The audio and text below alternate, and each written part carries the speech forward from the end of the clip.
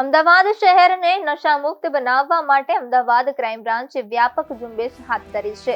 માત્ર એક સપ્તાહના ગાળામાં ક્રાઇમ બ્રાન્ચે એનડીપીએસ એક્ટ હેઠળ કુલ 11 કેસ નોંધ્યા છે અને નશાના કારોબારમાં સંડોવાયેલા 14 આરોપીઓની ધરપકડ કરી છે. ક્રાઇમ બ્રાન્ચની કાર્યવાહી દરમિયાન એમડી ડ્રગ્સના 6 કેસ, ગાંજાના 4 કેસ તથા ચરસનો 1 કેસ નોંધાયો છે. આ કાર્યવાહી અંતર્ગત કુલ 56 લાખથી વધુની કિંમતનો મુદ્દામાલ જપ્ત કરવામાં આવ્યો છે, જેમાં 533 ગ્રામ એમડી ડ્રગ્સ, 12,556 ગ્રામ ગાંજો અને 45,000 ચરસનો સમાવેશ થાય છે.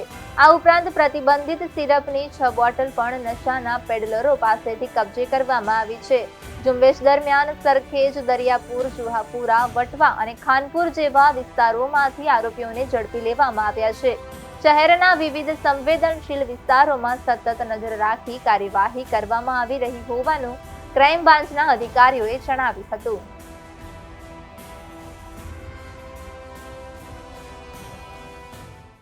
ગેરકાયદેસર ડ્રગ્સનો જે ગતિવિધિ ચાલી રહેલી છે અમદાવાદ શહેરમાં, એના પર સચોટ કામગીરી કરવા માટે ક્રાઇમ બ્રાન્ચની ટીમો કાર્યરત હતી.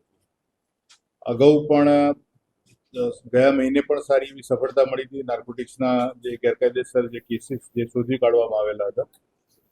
ચાલુ માસમાં છેલ્લા એક વીકમાં કુલ 11 અલગ અલગ હેડ હેઠળ એનડીપીએસ એક્ટ હેઠળના કેસો શોધી શકાયેલા છે, જેમાં એમડીના 6 કેસ છે, ગાંજાના 4 કેસ છે, ચરસનો 1 છે. એમ કુલ મળી 11 એનડીપીએસ એક્ટ હેઠળના કેસો શોધી કાઢવામાં આવેલા છે. આ ગેરકાયદેસર પ્રવૃત્તિ જે અમદાવાદના અલગ અલગ વિસ્તારોમાં ડ્રગ પેડલર્સ દ્વારા કરવામાં આવી રહેલી હતી, એના ઉપર સખત કાર્યવાહીના ભાગરૂપે હાલ પ્રથમ તબક્કામાં એક સારી સફળતા મળી છે.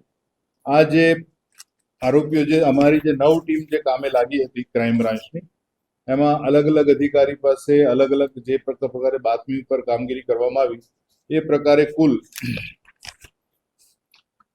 533 ગ્રામ અને અંદાજે 550 ગ્રામ જેટલો એમડીનો જથ્થો પકડાયો છે.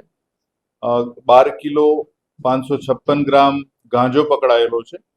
ચરસ 45 ગ્રામ અને જે કપ સિરપ જે છે, જે પ્રતિબંધિત છે, જે કોડિન ફોસ્ફરસના જે સિરપ જે છે, એને 6 બોટલ પકડાયેલી છે. કુલ બધો મળીને મુદ્દામાલ અંદાજે 57 લાખ રૂપિયા જેટલો થાય છે. અને આ તમામ કેસોમાં જે શરૂઆતમાં અને તપાસ દરમિયાન, એટલે કે આ છેલ્લા 3 દિવસમાં કુલ 14 આરોપી પકડાયા છે.